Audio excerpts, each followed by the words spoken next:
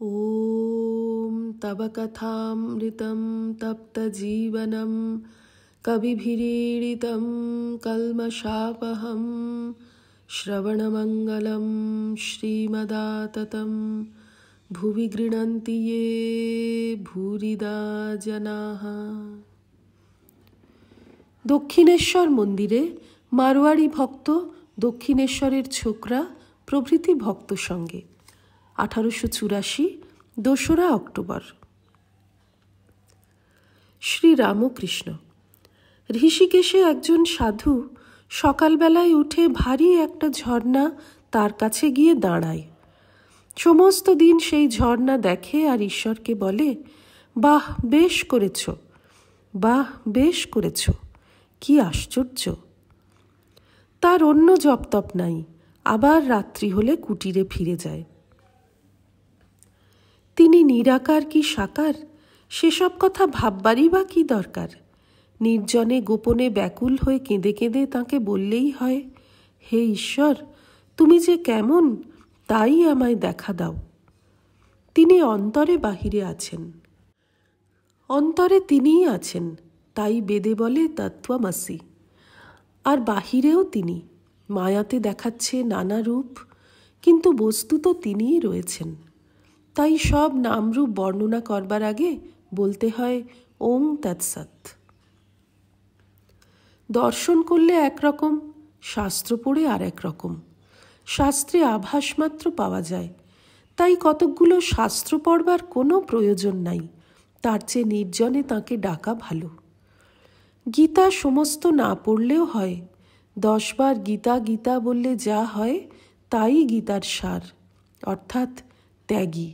হে জীব, সব ত্যাগ করে ঈশ্বরের আরাধনা করো, এই গীতার সার কথা।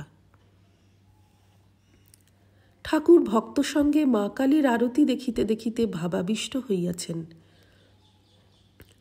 আর ঠাকুর প্রতিমা সম্মুখে ভূমিষ্ঠ হইয়া প্রণাম করিতে পারিতেছেন না। অতি সন্তর্পণে ভক্ত সঙ্গে নিজের ঘরে ফিরিয়া আসনে উপবিষ্ট হইলেন। এখনও ভাবাবিষ্ট, ভাবাবস্থায় কথা কহিতেছেন। মুখুজ্জের আত্মীয় হরির বয়ক্রম 18-20 হইবে, তাহার বিবাহ হইয়াছে। আপাতত মুখুজ্জেদের বাড়িতেই থাকেন, কর্মকাজ করিবেন। ঠাকুরের উপর খুব ভক্তি। শ্রী রামকৃষ্ণ। ভাবাবেশে হরির প্রতি, তুমি তোমার মাকে জিজ্ঞাসা করে মন্ত্র নিও। শ্রীযুক্ত প্রিয়কে, একে অর্থাৎ হরিকে বলেও দিতে পারলাম না, মন্ত্র তো দিই না, তুমি যা ধ্যান জপ করো তাই করো। প্রিয়, যে আজ্ঞা। শ্রী রামকৃষ্ণ।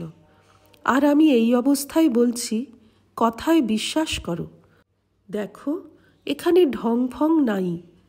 আমি ভাবে বলেছি, মা, এখানে যারা আন্তরিক টানে আসবে তারা যেন সিদ্ধ হয়। সিঁথির মহেন্দ্র কবিরাজ বারান্দায় বসিয়া আছেন, শ্রীযুক্ত রামলাল হাজরা প্রভৃতির সঙ্গে কথা কহিতেছেন। ঠাকুর নিজের আসন হইতে তাহাকে ডাকিতেছেন, মহিন্দর, মহিন্দর। মাস্টার তাড়াতাড়ি গিয়া কবিরাজকে ডাকিয়া আনিলেন। শ্রী রামকৃষ্ণ কবিরাজের প্রতি, বসো না, একটু শোনো। কবিরাজ কিঞ্চিত অপ্রস্তুত হইয়া উপবেশন করিলেন ও ঠাকুরের অমৃতপম কথা শ্রবণ করিতে লাগিলেন। শ্রী রামকৃষ্ণ ভক্তদের প্রতি, তাঁকে নানা ছাঁদে সেবা করা যায়। প্রেমিক ভক্ত তাঁকে নানা রূপে সম্ভোগ করে। কখনো মনে করে তুমি পদ্ম, আমি অলি। কখনো তুমি সচ্চিদানন্দ, আমি মিন। প্রেমিক ভক্ত আবার ভাবে আমি তোমার নৃত্যকী, আর তাঁর সম্মুখে নৃত্যগীত করে। কখনো সখী ভাব বা দাসী ভাব, কখনো তাঁর উপর বাৎসল্য ভাব যেমন যশোদার, কখনো বা পতিভাব, মধুর ভাব যেমন গোপীদের। বলরাম কখনো সখার ভাবে থাকতেন, কখনো বা মনে করতেন আমি কৃষ্ণের ছাতা বা আসন হয়েছি। সব রকমে তাঁর সেবা করতেন। ঠাকুর প্রেমিক ভক্তের অবস্থা বর্ণনা করিয়া কি নিজের অবস্থা বলিতেছেন?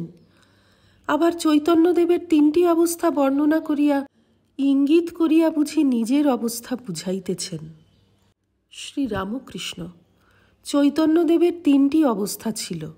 অন্তর্দশায় সমাধিস্থ, বাহ্যশূন্য, অর্ধবাহ্য দশায় আবিষ্ট হইয়া নৃত্য করতে পারতেন, কিন্তু কথা কইতে পারতেন না। বাহ্য দশায় সংকীর্তন। ভক্তদের প্রতি, তোমরা এইসব কথা শুনছ, ধারণার চেষ্টা করবে। বিষয়ীরা সাধুর কাছে যখন আসে তখন বিষয় কথা, বিষয় চিন্তা একেবারে লুকিয়ে রেখে দেয়, তারপর চলে গেলে সেইগুলি বার করে। পায়রা মটর খেলে মনে হলো যে ওর হজম হয়ে গেল, কিন্তু গলার ভিতর সব রেখে দেয়, গলায় মটর গিরগির করে। সব কাজ ফেলে সন্ধ্যার সময় তোমরা তাকে ডাকবে। অন্ধকারে ঈশ্বরকে মনে পড়ে, সব এই দেখা যাচ্ছিল, কে এমন করলে? মুসলমানেরা দেখো সব কাজ ফেলে ঠিক সময়ে নমাজটি পড়বে। মুখুজ্জে, আজ্ঞা, জপ করা ভালো? শ্রীরামকৃষ্ণ, হ্যাঁ, জপ থেকে ঈশ্বর লাভ হয়। নির্জনে গোপনে তাঁর নাম করতে করতে তাঁর কৃপা হয়, তারপর দর্শন। যেমন জলের ভিতর ডুবানো বাহাদুরি কাঠ আছে, তীরেতে শিকল দিয়ে বাঁধা, সেই শিকলের এক এক পাপ ধরে ধরে গেলে শেষে বাহাদুরি কাঠকে স্পর্শ করা যায়। পূজার চেয়ে জপ বড়, জপের চেয়ে ধ্যান বড়, ধ্যানের চেয়ে ভাব বড়, ভাবের চেয়ে মহাভাব প্রেম বড়। চৈতন্যদেবের প্রেম হয়েছিল, প্রেম হলে ঈশ্বরকে বাঁধবার দড়ি পাওয়া গেল। হাজরা আসিয়া বসিয়াছেন। শ্রীরামকৃষ্ণ হাজরাকে, তাঁর উপর ভালোবাসা যদি আসে তার নাম রাগ ভক্তি।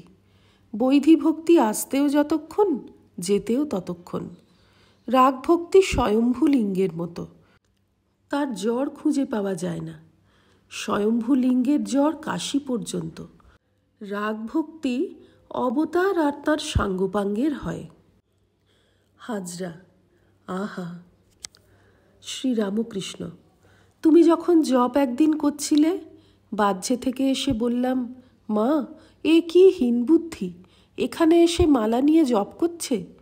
যে এখানে আসবে তার একেবারে চৈতন্য হবে, তার মালা জপা অত করতে হবে না। তুমি কলকাতায় যাও না, দেখবে হাজার হাজার মালা জপ করছে, খানকি পর্যন্ত। ঠাকুর মাস্টারকে বলিতেছেন, তুমি নারায়ণকে গাড়ি করে এনো।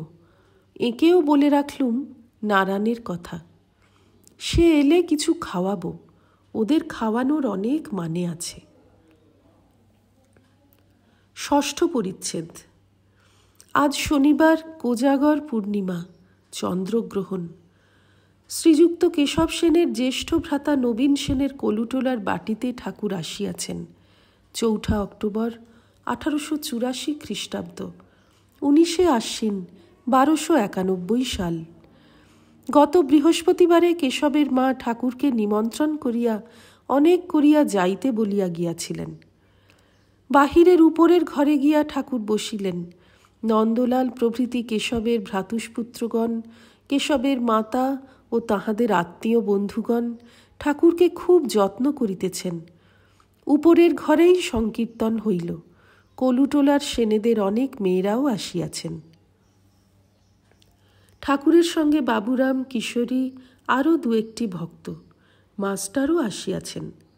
তিনি নিচে বসিয়া ঠাকুরের মধুর সংকীর্তন শুনিতেছেন।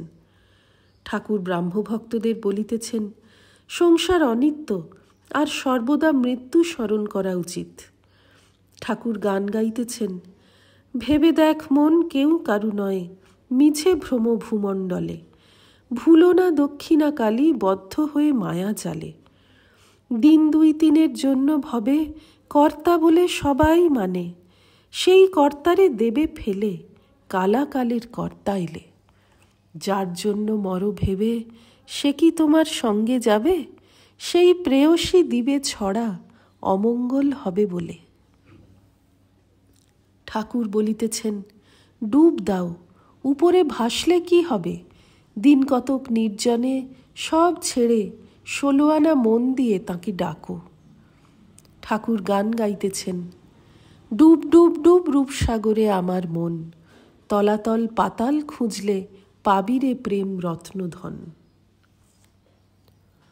ওম নিরঞ্জনম নিত্যমনন্তরূপং ভক্তানুকম্পাধৃতবিগ্রহং বৈ ঈশাবতারং পরমেশমিড্যং তং রামকৃষ্ণং শিরসা নমামঃ। শ্রীরামকৃষ্ণার্পণমস্তু।